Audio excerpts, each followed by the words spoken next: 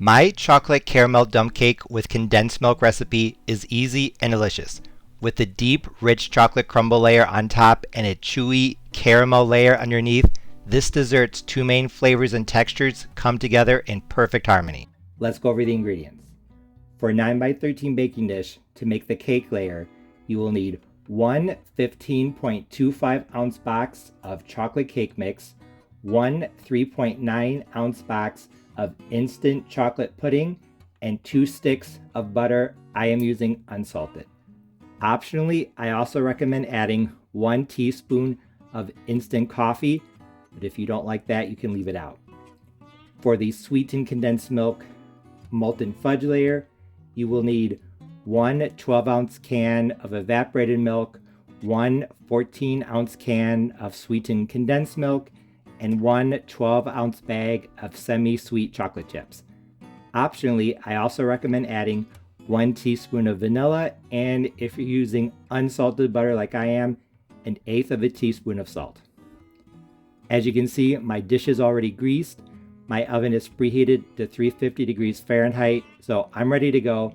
But before I get started, I'm going to put my butter back into the refrigerator.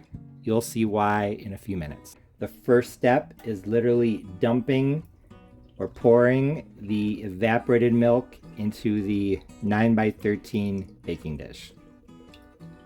If you're using salt and vanilla extract, I would go ahead and add that now and then stir it in just to combine evenly.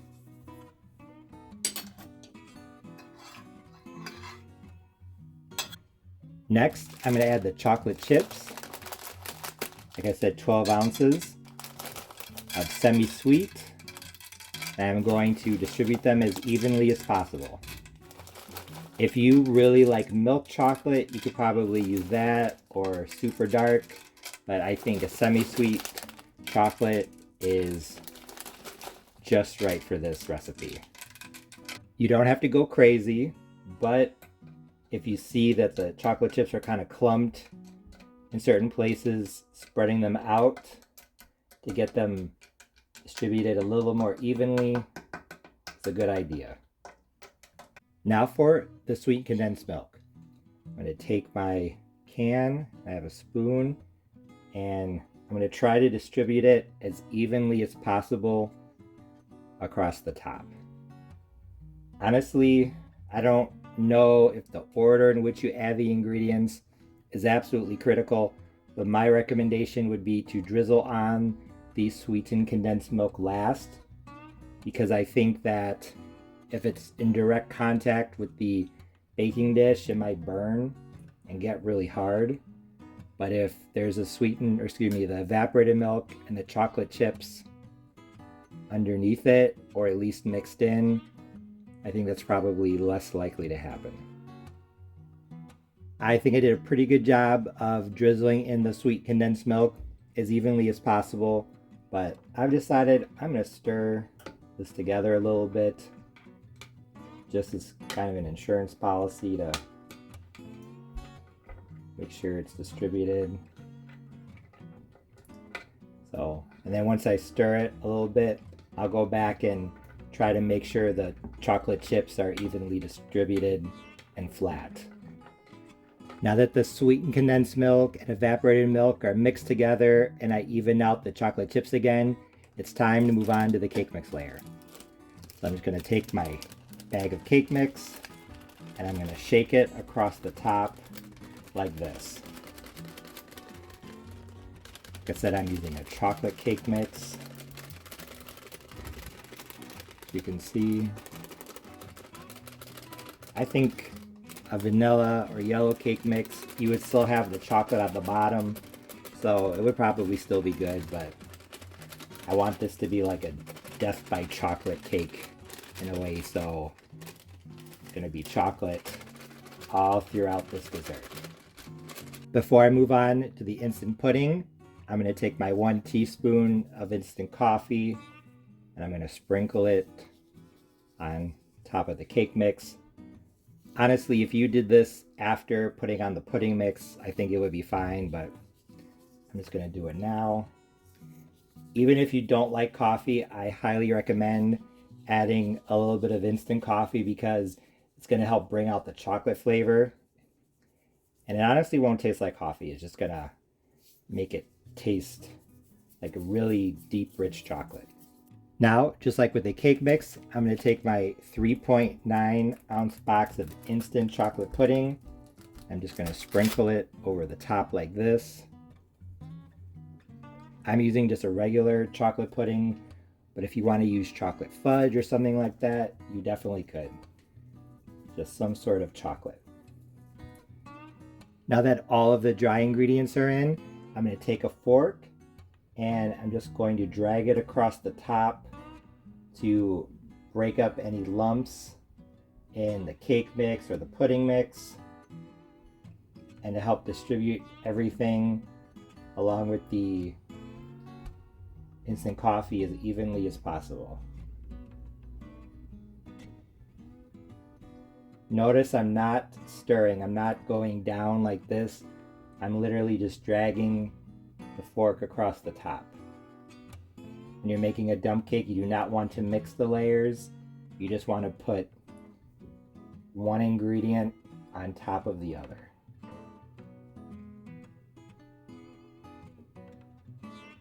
Doesn't have to be perfect, just try to get everything as even as you can. Now it's time for the butter. This is definitely the most tedious and time-consuming part of a dump cake recipe, but it's arguably the most important. So, like I said, I have 2 sticks of butter, I have a sharp knife. I'm just gonna go like this, cut it into small pads, and then lay those pads on top. In each tablespoon, I would say between 4 to 6 pads of butter. So you can see they're pretty thin. And I'm not putting them so close that they touch, but they just barely, or they almost barely touch. So put them so close that they're almost touching, but not quite. This will ensure that you have enough butter for the whole top.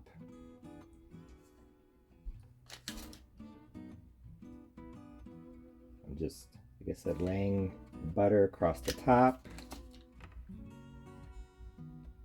This is really time consuming, but what this does is that as the dump cake cobbler cooks, this butter is going to melt down and out, and it's going to moisten the cake mix and pudding, and that is going to turn it into a rich chocolate crumble, a buttery, crispy crumble topping that is going to be absolutely phenomenal with that fudgy layer on the bottom. So that's why I'm doing this. You could melt the butter and then drizzle it on top, but you have to be careful with that, because if you accidentally put too much here and not enough there, then you're going to have dry spots, and the cake mix is going to be very unappetizing where it's dry. So that's why I think this is probably the best way to do it. You could put the cake mix and the pudding and coffee in a bowl and then melt the butter, add that in, form a crumble, and then sprinkle it on top. But for this dump cake with that really kind of watery filling, I think this is probably the best way to do it. Once I had a viewer suggest freezing the butter and then grating it on a cheese grater or in a food processor and then sprinkling that over the top. So if anyone tries that, let me know how it works out. But like I said, I think this unfortunately might be the best way to go about doing it. So I'm not going to make you watch me do this whole thing, so I'm going to cover this cake with butter and then I'll bring you back. I just finished laying the pads of butter on top of the dump cake. I used all of the 2 sticks to get a good amount of coverage.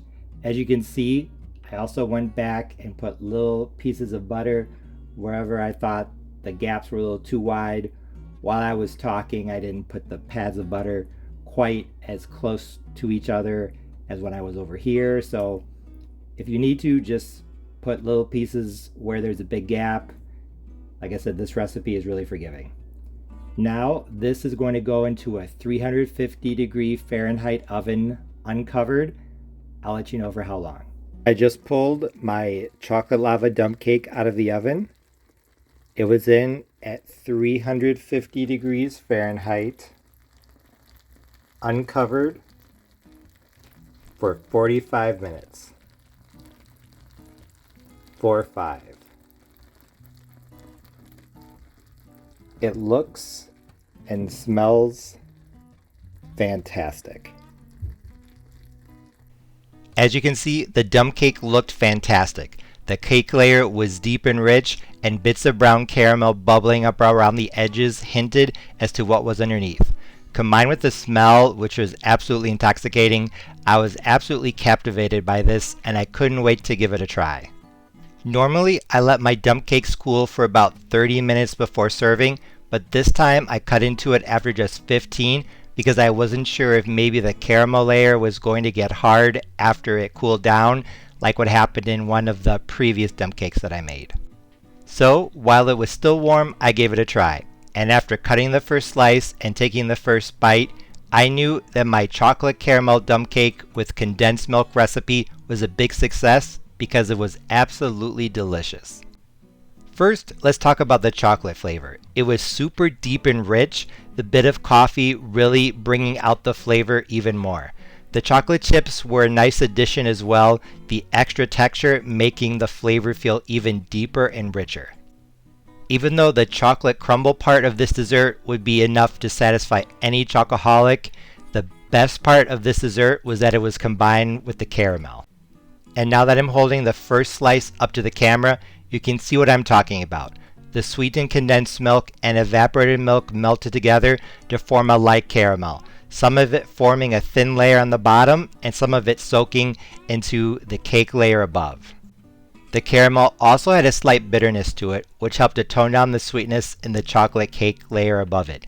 Although the crumble layer would definitely have been delicious on its own, the small bit of caramel took it to the next level, emphasizing its strengths and hiding its weaknesses to really make it irresistibly delicious.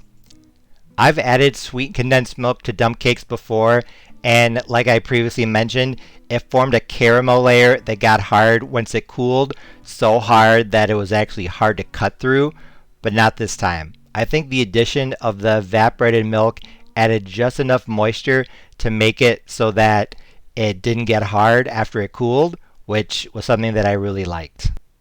In fact, the caramel layer on the bottom had just the right amount of soft chewiness in a good way to contrast against the crispy crumble on top. I know that sometimes people can use the word chewy in a negative way, but that's not what I mean with this. It was soft and it gave, but it also had some structure to it. And like I said, that went very nicely with the crispiness on top. So as I'm digging into it now, you can see it on my fork. It was soft. The caramel was soft, but the chocolate crumble was crispy. So like I said, this was a dessert that was just as much about the flavors as it was the textures. So in short, I was very pleased with how my old-fashioned chocolate caramel dump cake with sweet condensed milk turned out. It tasted great, the texture was great, it was really fantastic, and everyone who tried it absolutely loved it. If I made it again, I honestly wouldn't change a thing. Maybe I would add a little bit of salt to the caramel layer if you like salted caramel, but other than that, this is outstanding as is. Whether you make this dessert for a holiday or any day, I know you'll love it. As always, thanks for watching. See you next time.